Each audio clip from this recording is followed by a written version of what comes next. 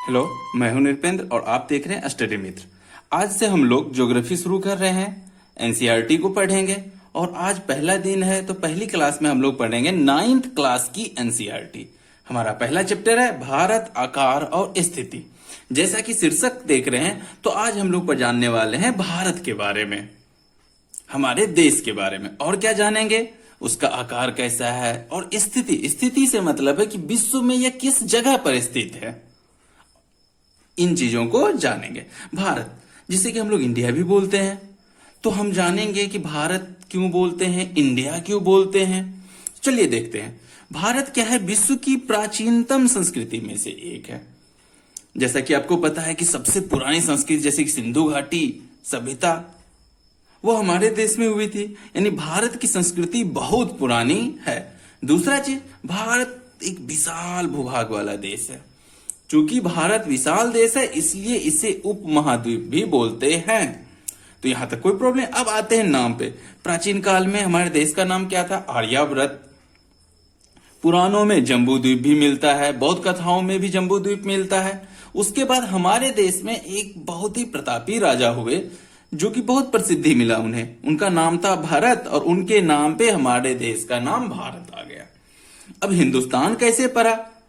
तो ईरानी लोग सिंधु को सौ का उच्चारण नहीं कर पाते थे। सौ का उच्चारण वो लोग हौ करते थे।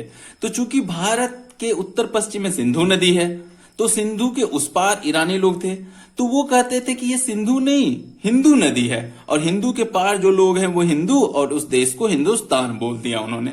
इस तरह से हिंदुस्तान नाम पड़ा। अब कहिए इंडिया कैसे नाम हुआ? तो ईरानी यानी कि ग्रीक लोग सिंधु नदी को इंडस बोलते थे, तो इंडस के नाम पे इंडिया नाम पड़ गया। अभी के समय में हमारे देश में 28 राज्य है और 9 केंद्र शासित प्रदेश है। चलिए अब जानते हैं हमारे देश की स्थिति के बारे में। जब स्थिति की बात आती है तो स्थिति हम लोग विश्व में कैसे किसी भी चीज का पता करते हैं वो देखेंगे। तो दुनिया में किसी भी चीज को स्थिति का निर्धारण करने के लिए दो चीजों से होता है। क्या? एक अक्षांश और दूसरा देशांतर। अब ये अक्षांश और देशांतर क्या है? तो पृथ्वी क्या है कि पृथ्वी पर कैसे पता चलेगा कि कोई चीज यहां पे है तो ये कहां है, ये कहां है, ये कहां है? तो इसके लिए क्या किया, हम विद्वानों ने इस पे कुछ काल्पनिक रेखाएं खींची। काल्पनिक मतलब कि ऐसे खींचा स्थिति पता करने के लिए, जो वास्तव में रेखाएं नहीं है लेकिन हमने खींचा है अपनी सुविधा के लिए। तो दो तरह से रेखाएं खींचा, एक पश्चिम से पूरब की ओर और दूसरी रेखा कैसे खींचा उन्होंने? उत्तर से दक्षिण की ओर। तो जो रेखा उन्होंने पश्चिम से पूरब की ओर खींचा उसे क्या बोला? अक्षांश रेखा। और जो उत्तर से दक्षिण की ओर खींचा गया उसे क्या नाम दिया गया? देशांतर रेखा। तो समझ में आ गया होगा कि अब अक्षांश और देशांतर समझ गए आप। अब देखिए पृथ्वी के केंद्र से जो ये रेखा जा रही है पूरब, पश्चिम से पूरब की ओर, तो इसे हम लोग 0 डिग्री बोलते हैं। 0 डिग्री की अक्षांश है, तो 0 डिग्री की अक्षांश इसे हम लोग बोलते हैं भूमध्य रेखा। भूमध्य रेखा या फिर विषुवत रेखा। तो ये जो विषुवत रेखा है वो क्या है? 0 डिग्री अक्षांश है। तो इस गोले को कितने भागों में बांट रही है? तो कहिएगा कि ये 2 भागों में बांट रही है। तो ऊपर वाला जो हिस्सा है उसे हम लोग बोलते हैं उत्तरी गोलार्ध और नीचे वाले को क्या बोलते हैं? दक्षिणी गोलार्ध। तो भारत की स्थिति कहां है? तो भारत की स्थिति इस जगह पे है। मैं उतना अच्छा ड्रॉयर नहीं हूं, चलिए अनुमानतः बना लेते हैं। ये रही भारत की स्थिति। तो भारत क्या है? इस जगह पे स्थित है, तो यह 0 डिग्री से ऊपर है, तो इसका मतलब यह उत्तरी गोलार्ध में है। यहां तो समझ में आ गया होगा। अब देखिए कि ये जो अक्षांश है ना, इसको 0 डिग्री से शुरू होता है और लास्ट में ये कितना डिग्री पे पहुंचता है? ये 90 डिग्री पे पहुंचता है। तो जैसे जैसे ऊपर की तरफ जाते हैं हम लोग 0 डिग्री, फिर 1 2 3 4 ऐसे ही होगा। तो भारत कहां कहां के बीच स्थित है? यहां पर जो अक्षांश और रेखा होगी उसके बीच, और यहां से जो गुजर रही होगी इसके बीच। इस दोनों अक्षांश के बीच है। तो ये जो अक्षांश है वह है 8 डिग्री 4 मिनट और ऊपरी सिरा जो अक्षांश है वो है 37 डिग्री 6 मिनट। तो कहने का मतलब क्या हो गया कि भारत किस दो अक्षांश रेखा के बीच है? तो 8 डिग्री 4 मिनट से लेके 37 डिग्री 6 मिनट अक्षांश के बीच स्थित है। तो समझ में आ गया ये लाइन? अब तो कोई डाउट नहीं। अब देखिए अक्षांश समझ में आ गया। अब अक्षांश समझ में आ गया, अब देशांतर को देखते हैं। देशांतर रेखा क्या होती है कि उत्तर से दक्षिण की ओर खींची गई रेखाएं हैं। तो ये रेखाएं जो इसमें भी हम लोग 0 डिग्री मानते हैं। 0 डिग्री के दाहिने तरफ भी 0 से 180 तक जाएगी और बाएं तरफ भी 180 तक जाएगी। तो जो दाहिने तरफ का हिस्सा होगा इसको हम लोग बोलेंगे पूर्वी हिस्सा, और बाएं तरफ का क्या बोलेंगे हम लोग? पश्चिमी हिस्सा। चूंकि यह भी क्या है? यह भी एक गोला ही है। तो चूंकि यह भी एक गोला है तो पूर्वी हिस्सा यानी पूर्वी गोलार्ध और पश्चिमी हिस्सा मतलब पश्चिमी गोलार्ध। तो इसका मतलब क्या समझ में आया? इसका मतलब समझ में आया कि भारत पूर्वी गोलार्ध में स्थित है। यहां तक तो समझ में आ गया। अब आइए यहां पे अक्षांश समझ में आ गया किसके किसके बीच। तो देशांतर में क्या होगा कि जो रेखा यहां से गुजर रही होगी उसके और जो यहां से गुजर रही होगी इस दोनों के बीच स्थित है।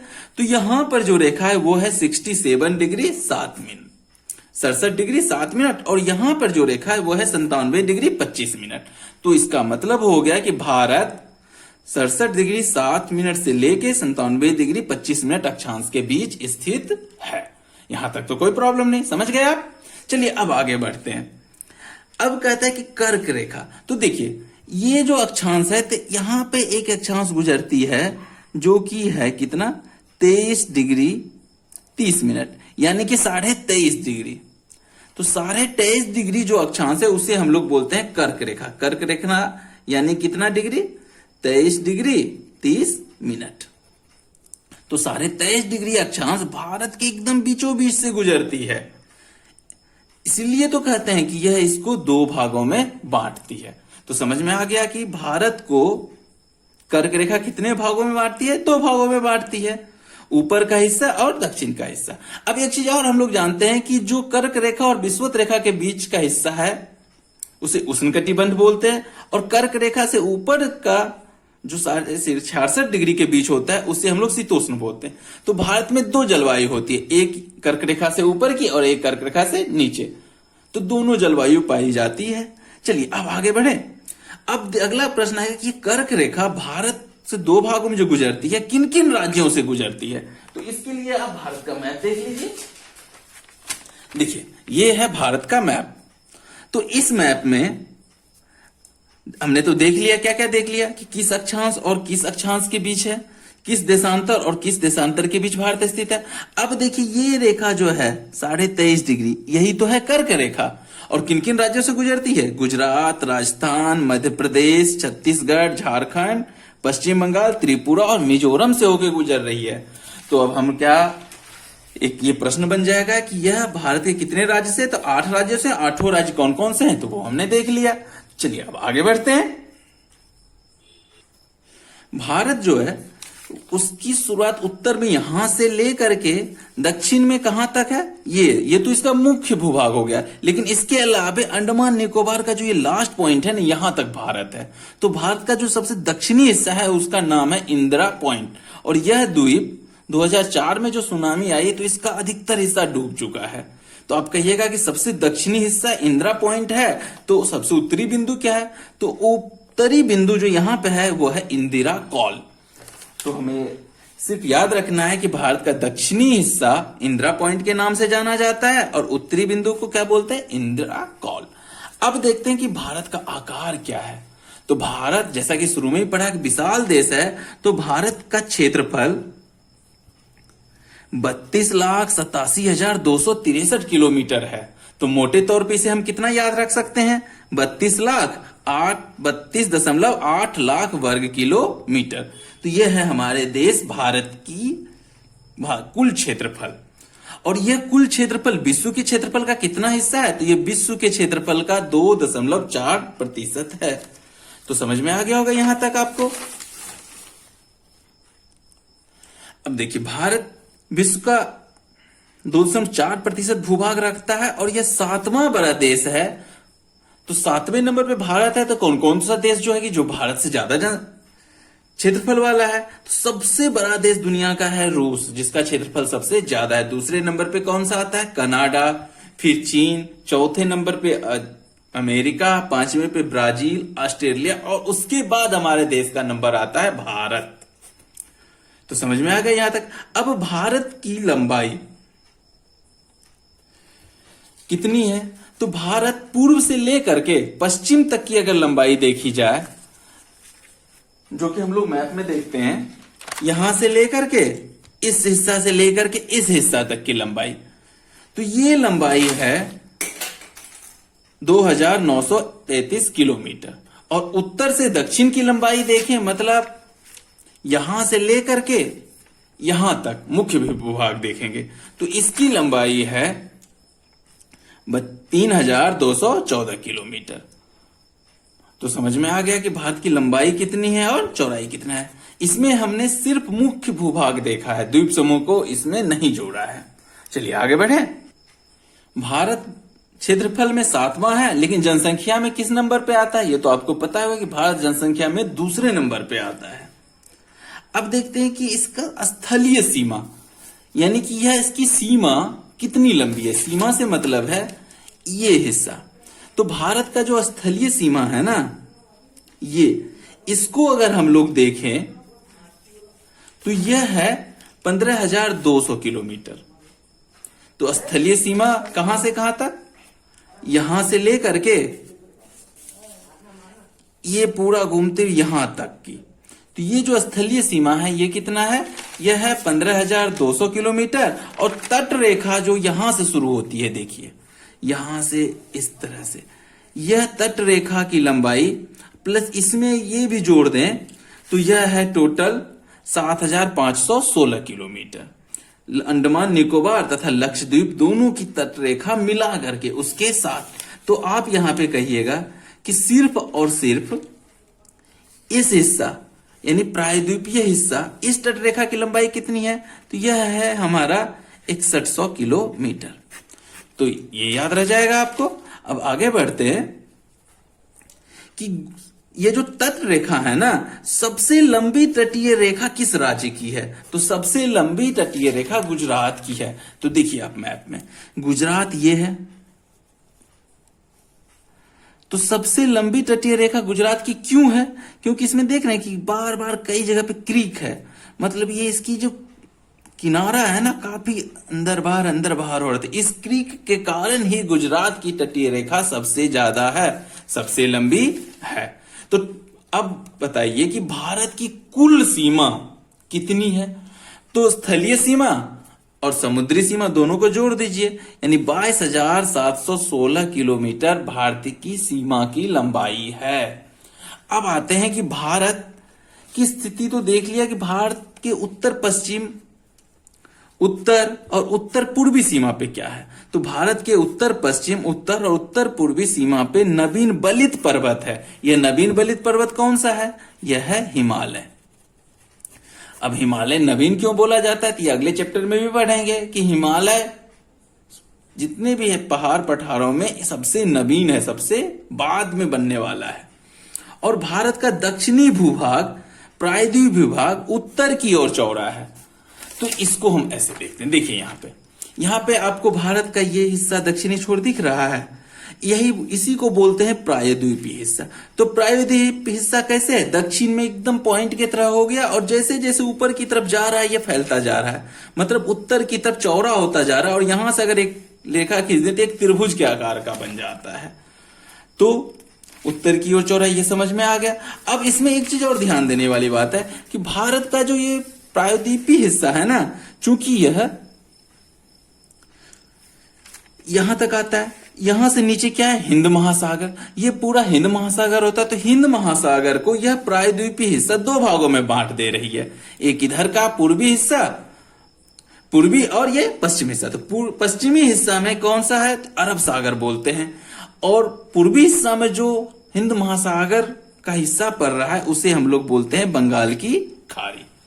अब यहां पे आप कहिएगा कि ये हिंद महासागर, इसका नाम हिंद महासागर है, यानी हमारे देश के नाम पे। जी हां, बिल्कुल। हिंद महासागर दुनिया में इकलौता महासागर है जिसका नाम किसी देश के नाम पे पड़ा है। और क्यों पड़ा है? क्योंकि भारत हिंद महासागर में काफी विशेष स्थिति रखता है, काफी लंबी तटरेखा उस महासागर में, इसीलिए इस के आगे जो महासागर है इसका नाम रखा गया हिंद महासागर। भारत के पश्चिमी क्षेत्र, सबसे पश्चिम में कौन सा है? गुजरात। और सबसे पूर्वी रेखा पे कौन सा राज्य है? अरुणाचल प्रदेश। तो गुजरात और अरुणाचल प्रदेश के समय में अंतर होता है क्या? तो चलिए समय में अंतर जानने के लिए पहले देखते हैं अक्षांश और देशांतर को। तो अक्षांश और देशांतर के बारे में अभी हमने देखा था, उसी के आधार पर किसी भी देश का समय माना जाता है। तो देखिए ये जो देशांतर रेखा है इसको तो हमने 0 डिग्री माना, तो ये 0 डिग्री जो है ये कौन सा? ये है ग्रीनविच, यानी कि जो इंग्लैंड की है। तो इंग्लैंड में जो ग्रीनविच है उसको 0 डिग्री माना गया है। तो यहां से समय का निर्धारण किया जाता है। तो जैसे जैसे ग्रीनविच से हम लोग पूरब की तरफ जाएंगे वैसे वैसे क्या होगा? समय बढ़ता जाएगा, और जैसे जैसे पश्चिम की तरफ जाएंगे वह घटता जाएगा। कहने का मतलब है कि सूरज पश्चिम से पूरब की ओर मुड़ती है, तो सूरज क्या होता है कि पूरब वाले एरिया में पहले आ जाता है और पश्चिम वाले में बाद में आता है। तो यानी यहां का समय आगे चलेगा पूरब में और पश्चिम में क्या चलेगा? पीछे। अब प्रश्न उठेगा कि कहां का समय कितना आगे चलेगा? तो ये क्या था? 0 डिग्री, फिर 1 डिग्री, 2 डिग्री, 3 डिग्री, ऐसे ही बढ़ेगा 180 डिग्री तक। तो 0 डिग्री से लेकर के 1 डिग्री तक का समय क्रॉस करने में सूर्य को 4 मिनट का समय लगता है। कितनी देर का? 4। तो 2 डिग्री को क्रॉस करने में कितना समय लगेगा? 8। 3 डिग्री में 12 मिनट। तो इस तरह से अब भारत का भी समय आप बता सकते हैं कि कितना होगा। तो भारत जो है वह किस किस अक्षांश के बीच है? यहां पे और यहां पे। इस फिगर में देखिए कि यहां पे जो अक्षांश होगा, माफ कीजिएगा, देशांतर, यहां वाले देशांतर और यहां वाले देशांतर के बीच स्थित है। तो ये जो बीच है, तो यहां से यहां तक, तो ये सारा का सारा समय क्या होगा? वैरी करेगा। क्यों वैरी करेगा? यहां पे कौन सा है? तो यहां पे 67 डिग्री 7 मिनट, और यहां से जो देशांतर गुजरती है वह है 97 डिग्री 25 मिनट। अब देखिए यहां से यहां के बीच में कितना देशांतर आ जा रहा है, तो माइनस करके देख लीजिए। तो माइनस कीजिएगा तो यह आ जाएगा आपको 30 मिनट का, 30.2 आएगा, तो मान के चलिए 30 मिनट का। तो 30 मिनट यानी कि 30 डिग्री, यानी कि 30 डिग्री गुना कर दीजिए आप 4, तो यानी 120 मिनट का अंतर आ जाता है। एक देशांतर, 2 देशांतर करते करते कितने देशांतर का अंतर है? 30 देशांतर का। एक देशांतर क्रॉस करने में सूर्य को 4 मिनट का समय लगता है, तो इस 30 देशांतर को क्रॉस करने में कितना समय लगेगा? तो गुना करके देखा तो कितना? 120 मिनट। तो कहने का मतलब है कि यहां पर जो अरुणाचल प्रदेश का हिस्सा है, यहां पे सूरज जब उगेगा उसके 2 घंटे बाद गुजरात में सूरज उगेगा। तो यहां का टाइम 2 घंटा आगे चलेगा और यहां का टाइम 2 घंटा पीछे चलेगा। अब गुजरात और अरुणाचल प्रदेश में जो समय का अंतर, इससे तो बहुत दिक्कत हो जाएगी। तो इस दिक्कत को दूर करने के लिए हमने क्या किया, यानी हमारे देश में एक देशांतर को फिक्स मान लिया गया कि यह देशांतर से हम लोग देश के समय का निर्धारण करेंगे। यह देशांतर भारत के एकदम मध्य से होकर गुजरती है, और यह कितना डिग्री है? यह है 82 डिग्री 30 मिनट, यानी 82.5 डिग्री का जो देशांतर है वह भारत की मानक देशांतर रेखा मानी गई है। यह उत्तर प्रदेश के मिर्जापुर से होकर गुजरती है, कहीं कहीं पे यह नैनी भी दिया गया है, और इसके अलावा भी देखिए यह बहुत सारे राज्यों से गुजरती है। उत्तर प्रदेश, मध्य प्रदेश, छत्तीसगढ़, उड़ीसा और आंध्र, यानी कि 5 राज्यों से गुजरती है। अब देखिए कि मानक देशांतर मान लिया गया 82 डिग्री 30 मिनट, यानी 82.5 डिग्री जो देशांतर है वह मानक समय है। तो ग्रीनविच और भारत के समय में कितना अंतर होगा बताइए? तो एक देशांतर को क्रॉस करने में कितना? 4 मिनट लगता है। तो 82.5 डिग्री को क्रॉस करने में कितना टाइम मिलेगा? तो सिंपल कैलकुलेट कीजिएगा तो क्या हो जाएगा? 330 मिनट, यानी 82 डिग्री 30 मिनट क्रॉस करने में 330 मिनट का समय लगेगा। 330 मिनट यानी 5 घंटा 30 मिनट, यानी ग्रीनविच का समय हमारे देश के समय से 5 घंटा 30 मिनट पीछे है। याद रहेगा। तो आप लोग क्रिकेट मैच जब देखते होंगे, इंग्लैंड में हो रहा हो, तो वो समय हमसे कितना पीछे चलता है? 5 घंटा 30 मिनट। तो मुझे लगता है कि आप लोगों को समझ में आ गया होगा। अब आगे बढ़े। हमारा अगला टॉपिक है भारत और विश्व। तो भारत क्या है? एशिया महाद्वीप में स्थित है। और भारत चूंकि एशिया महाद्वीप में स्थित है और इसकी स्थिति क्या है ग्लोब में देखिएगा तो एशिया के एकदम बीच में है। देखिए ये पूरा जब एशिया महाद्वीप उसके सेंटर में हो जाता है, यानी कि पश्चिम से पूरब की ओर देखिएगा तो सेंटर में होता है, उत्तर से दक्षिण की ओर देखिएगा तो यह हिंद महासागर में है, और जो एशिया महादेश का एकदम निचला हिस्सा होता है। तो इस तरह से हम देखते हैं कि भारत एशिया महादेश के लगभग मध्य में स्थित है। अब हिंद महासागर का नाम हमारे देश के नाम पे पड़ा, ये तो आपको पता ही है। अब देखिए पुराने समय में विश्व के साथ भारत का संपर्क किस हिस्सा से होता था? तो वो स्थल भाग से होता था।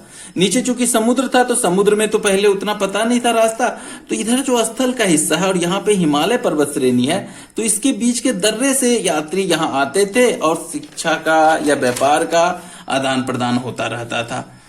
और जब वास्को डी गामा ने समुद्री रास्ते को ढूंढा और वह कालीकट आया यहाँ, तो फिर दुनिया को समुद्री रास्ता का भी पता चल गया और उसके बाद तो समुद्री रास्ते से भी व्यापार होने लगा।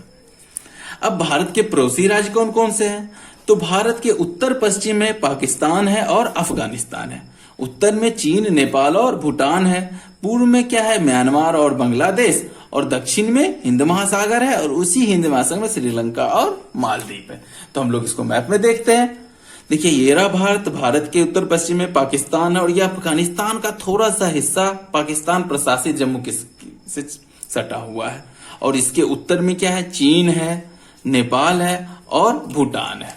और पूर्वी हिस्से में म्यांमार है, बांग्लादेश है। तो ये सारे देश हैं। अब यहां पे प्रश्न उठता है कि भारत के कितने राज्य अंतरराष्ट्रीय सीमा वाले हैं? तो भारत के टोटल 18 राज्य अंतरराष्ट्रीय सीमा वाले हैं, जिसे कि हम लोग एक टेबल के माध्यम से भी याद रखेंगे। भारत के अंतरराष्ट्रीय सीमा वाले राज्य, तो भारत के अंतरराष्ट्रीय सीमा वाले राज्य कौन कौन से हैं? गुजरात, राजस्थान, पंजाब और जम्मू कश्मीर। इसकी सीमा किससे सटा हुआ है? तो यह पाकिस्तान से सटा हुआ है। लद्दाख, हिमालय, हिमाचल प्रदेश, उत्तराखंड, सिक्किम और अरुणाचल प्रदेश, इसकी सीमा चीन यानी चीन तिब्बत से सटा हुआ है। उसके बाद उत्तर प्रदेश, बिहार, पश्चिम बंगाल, सिक्किम, उत्तराखंड, यह नेपाल से सटा हुआ है। भूटान, पश्चिम बंगाल, सिक्किम और अरुणाचल प्रदेश, असम, इन 4 राज्यों से सटा हुआ है। उसी तरह से बांग्लादेश इन राज्यों से है और म्यांमार यहाँ और अफगानिस्तान पाक अधिकृत कश्मीर से सटा हुआ है। और इस तरह से टोटल 18 राज्य हैं जिसकी सीमा पड़ोसी सीमा से जुड़ा हुआ है। इसको आप मैप में भी देख सकते हैं। देखिए मैप पे यह है पाकिस्तान, तो कौन कौन से राज्य इसकी सीमा से टच कर रहे हैं? गुजरात, राजस्थान, पंजाब और जम्मू कश्मीर और लद्दाख भी। और इसके बाद चीन से लद्दाख, हिमाचल प्रदेश, उत्तराखंड, उत्तर प्रदेश नहीं, माफ कीजिए, उत्तर प्रदेश नहीं, उत्तराखंड है। और ये पश्चिम बंगाल। तो इस तरह से आप आराम से याद रख सकते हैं। दोस्तों यह ज्योग्राफी का हमारा पहला वीडियो है, तो आपको यह वीडियो कैसा लगा हमें जरूर बताइएगा। शुरुआत में कुछ परेशानी होगी, लेकिन धीरे धीरे इसको हम पूरा करने के और दूर करने की कोशिश करेंगे। तो मिलते हैं अगले वीडियो में। हमारे साथ बने रहने के लिए आपका बहुत बहुत धन्यवाद। जय हिंद।